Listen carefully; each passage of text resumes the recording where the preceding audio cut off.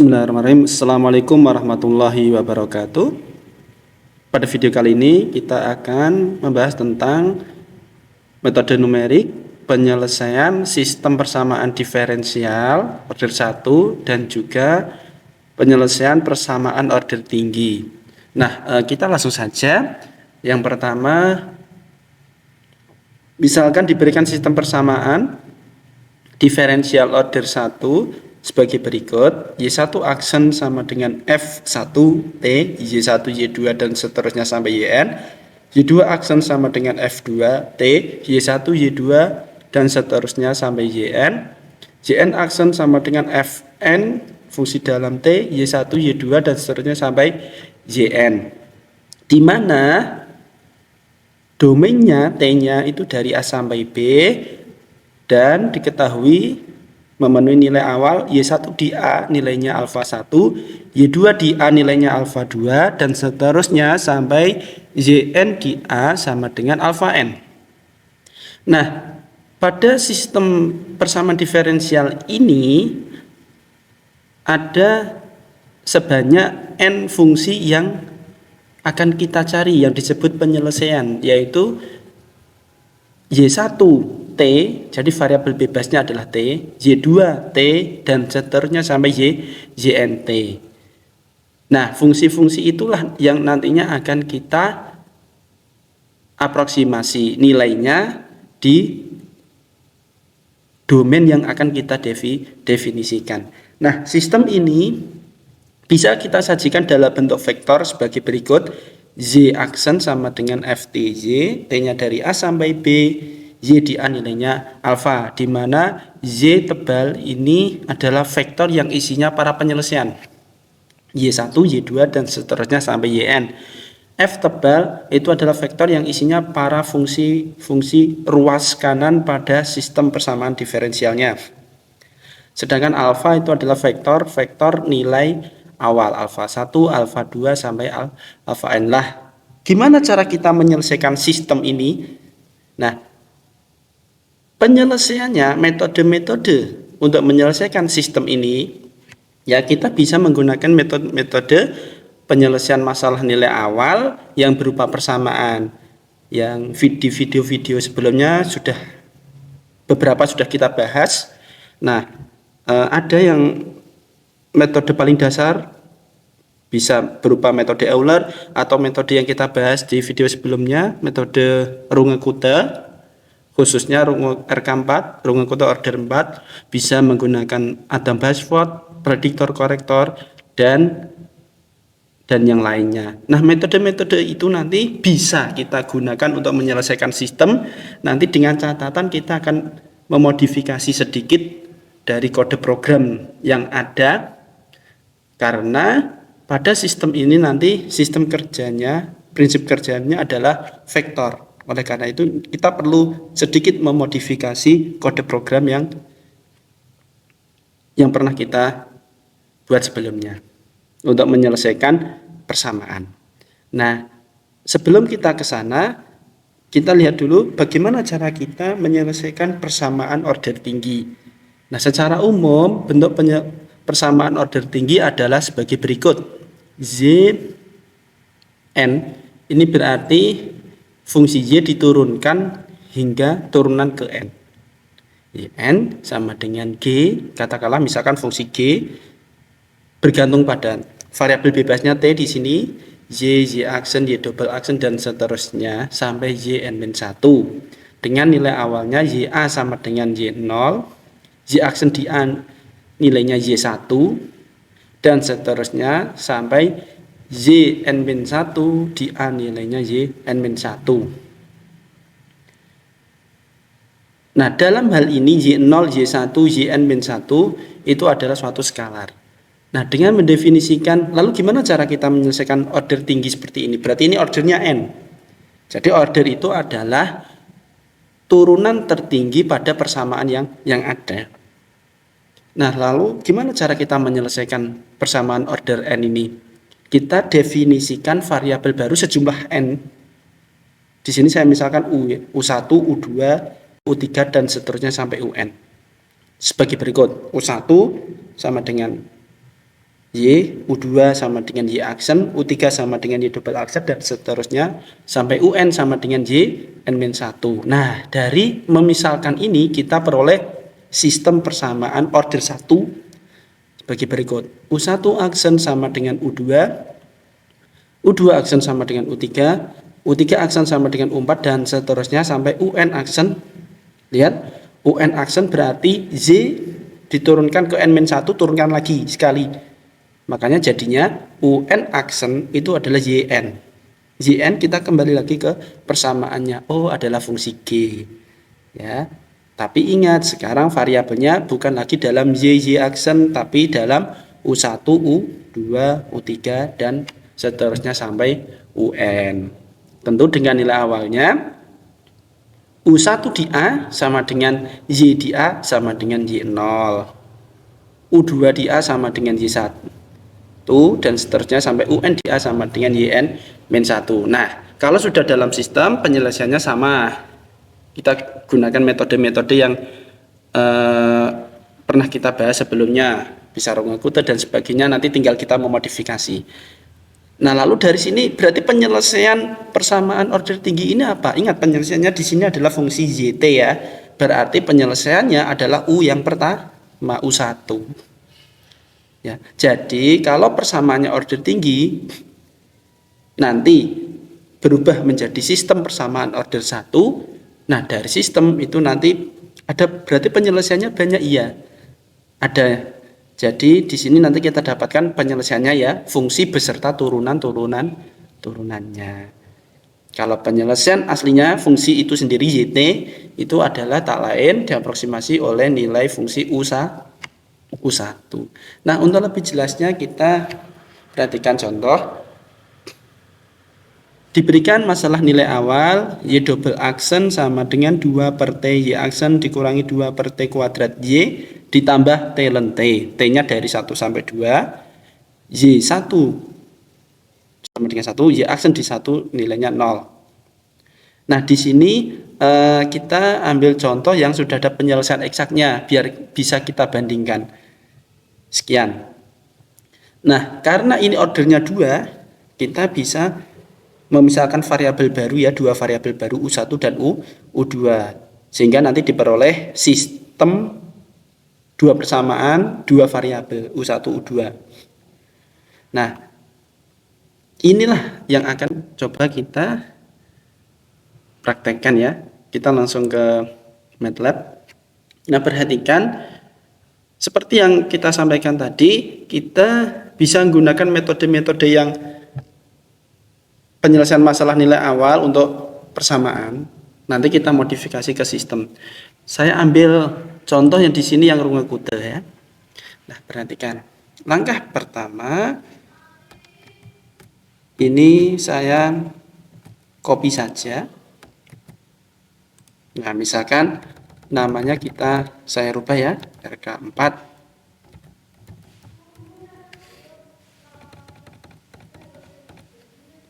Nah, sama A, B adalah batas domainnya, N-nya itu adalah banyaknya titik-titik domain, titik-titik diskritisasinya. Y0 itu nilai awal, saya ganti alfa taruhlah. Nah, di sini nanti kita misalkan N itu banyaknya variabel, banyaknya persamaan pada sistemnya. Nah, itu sama seperti panjangnya nilai awal, ya. Nah, panjangnya alfa ya. Nah, dari sini misalkan saya ingin orientasinya V-nya itu banyaknya baris itu sesuai dengan banyaknya variabel U1, U2, sedangkan kolomnya itu adalah banyaknya T-nya. Makanya N-nya saya taruh di depan ya, N kecilnya. Jadi kita siapkan wadahnya dulu ya. Nah, ini berarti V-nya sekarang matriks, yang mana banyaknya baris itu menyatakan banyaknya variabel bebas. Banyaknya variabel terikat U1, U2, nilai fungsi lah. Sedangkan kolom itu nanti banyaknya waktunya. domainnya ya, nilai fungsi pada domain-domainnya. Nah, berarti di kolom pertama, berarti semua baris kolom pertama itu adalah alfa, nilai awal. Makanya nanti alfanya dia bentuknya adalah vektor kolom. Nah, ini sama, tinggal kita edit.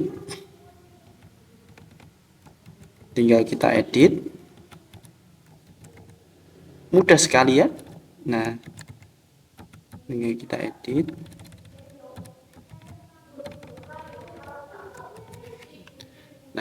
Nah, berarti nantinya sampai tahap ini kita dapati nanti baris pertama, satu baris itu adalah nilai fungsi untuk U1 ya, aproksimasi U1, baris kedua untuk U2 dan seterusnya. Nah, agar nanti biar kita tampilkan dalam command window nanti biar bentuknya menjadi vektor kolom, kita bisa transpose. Jadi V itu kita transpose saja jadinya kolom. Nah, sampai sini algoritmanya sudah. Sekarang tinggal fungsi ruas kanan. Ingat, jika pada sistem itu ada lebih dari satu persamaan. Nah, dalam hal ini berarti ada dua ya. Kita langsung tuliskan saja. U1 aksen sama dengan U2, berarti fungsi ruas kanan yang pertama adalah U2. U2 berarti saya di sini pakainya Y, berarti Y2. Saya kasih semikolon, berarti ini baris pertama. Baris kedua 2 per T U2 dikurangi 2 per T kuadrat U1 ditambah T ln T. Kita lihat lagi, berarti 2 kali Y2 per T dikurangi 2 kali Y1 per T kuadrat ditambah T kali ln itu log ya. Nah, sudah. Nah, kalau sudah kita simpan, oke, saya simpan di folder sini. Nah, ini sudah ada ya. Oke, nah selanjutnya kita coba terapkan ya, kita panggil. Tadi A-nya adalah 1, T-nya dari 1 sampai 2, misalkan saya inginnya 100 start. Ada 100 nilai nanti. Alfanya 10 tadi ya. Alfanya adalah 1, oh iya 10. 1 bisa seperti ini karena kita butuhnya nilai awalnya berupa vektor kolom. Nah, kita bisa nanti jadinya kolom. Oke, sudah ada. Nah, sebelum kita lihat nilai-nilai aproksimasinya, kita lihat tadi ternyata kasus ini ada penyelesaian eksaknya ya, YT-nya sekian. Ya, saya sudah tulis. Nah, ini Y-nya karena T-nya sudah ada domainnya. Berarti sekarang kita punya T eksak dan aproksimasi. Ingat, di sini W-nya ada 2. Kita tampilkan dulu. Ada 2 kolom W-nya. Kolom pertama adalah aproksimasi dari U1, kolom kedua aproksimasi dari U2. Nah, lalu penyelesaiannya yang mana? Ingat, kalau yang YT-nya, nilai fungsinya itu adalah yang U1. Berarti dalam hal ini berarti W yang pertama. Ya, kalau kita gabungkan antara ini domainnya, eksak dan aproksimasi, berarti W yang pertama. Semua baris kolom pertama. Nah, inilah ya.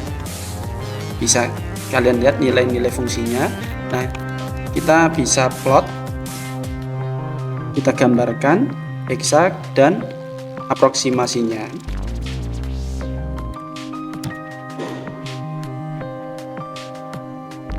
Nah, ini nilai fungsinya. Ya, loh, kok cuma satu gambarnya? Nah, kita cek dulu ya. Kita cek. Oh, ternyata ada 2 grafik fungsi, ada yang biru, ada yang merah. Loh, itu kok cuman merah? Nah, kita lihat lagi ya. Kita zoom.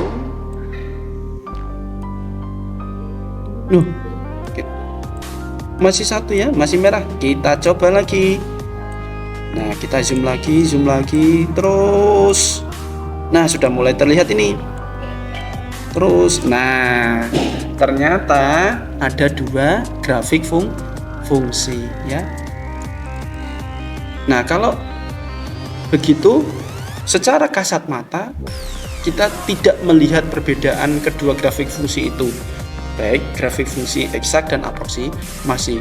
Artinya apa? Artinya sangat bagus sekali hasilnya ya, secara kasat mata ya. Nah, untuk memvalidasi ya bahwa metode ini bagus, nah kita bisa lihat dari galatnya. Oke, kita langsung saja plot. Kita gambarkan galatnya. T dengan, atau kita definisikan dulu lah E-nya ya. E itu adalah absolut mutlak antara eksak dikurangi aproksimasi ya, V semua baris kolom per. Nah, sudah ada galatnya. Kita gambar di tempat yang baru. Kita gambar galatnya sekarang. Nah, perhatikan galatnya. Galatnya dari semakin lama galatnya semakin besar ya. Di T sama dengan 1 galatnya 0. Ya, di T sama dengan 1 galatnya 0. Wajar, mengingat pada masalah nilai awalnya sudah diketahui, jadi eksak. Wajar ya. Nah, lalu algoritma ya, rumus dari metode numerik masalah nilai awal itu dia untuk mencari satu nilai itu membutuhkan nilai sebelumnya. Bayangkan kalau nilai sebelumnya nantinya sudah aproksimasi, berarti sudah memuat galat, maka nilai selanjutnya adalah hasil aproksimasi terus. Oleh karena itu wajar bahwa semakin lama nilainya maka galatnya semakin besar, wajar. Jadi galatnya terakumulasi ya. Kita mengaproksimasi menggunakan nilai, lah nilainya itu sudah hasil aproksimasi, sudah mengandung atau memuat galat. Nanti ada galat lagi, ditambah galat lagi, tambah galat lagi, begitu seterusnya. Makanya wajar kalau galatnya makin besar. Itu yang pertama. Yang kedua, berarti galatnya besar loh, itu bisa sampai 7. Nah, lihat dulu di sini scale-nya ya. Ini masih dikali 10 pangkat min 10. 10 pangkat min 10 itu 1/10 pangkat 10. 10 miliar. Bayangkan. 1 bagi 10 miliar. Betapa kecilnya galat metode Runge-Kutta untuk menyelesaikan ini ya. Ya, kalau kita mau melihat normnya ya, karena galat itu E-nya dia kan galat di masing-masing titiknya ya. Kita lihat normnya pun masih 4 kali 10 pangkat min 9. 4 dibagi 1 miliar, 4, sekian, 4,1248 kali dibagi 1 miliar. Betapa kecilnya galatnya ya. Oleh karena itu dari sini pun kita bisa menyimpulkan bahwa metode ini sangat bagus sekali ya. Hasil aproksimasinya ini sangat luar biasa bagusnya ya, dengan galat sekecil itu. Nah, barangkali nanti bagaimana kalau metode-metode yang lain? Sama, standing prosedurnya adalah nanti tinggal diedit ini nilai fungsinya dan juga fungsi ruas kanannya ya. Nah, misalkan coba kita buka yang dulu ada di pembahasan di video sebelumnya, prediktor korektor. Nah, di sini nanti sama standar prosedurnya, tinggal ini diganti ya. Karena dari skalar kita ganti dalam bentuk vektor, itu aja. Dan jangan lupa fungsi ruas kanannya juga menjadi vektor yang banyaknya nanti tergantung banyaknya persamaan. Nah, barangkali itu dulu yang bisa kita sampaikan. Sampai berjumpa lagi di video-video selanjutnya. Assalamualaikum warahmatullahi wabarakatuh.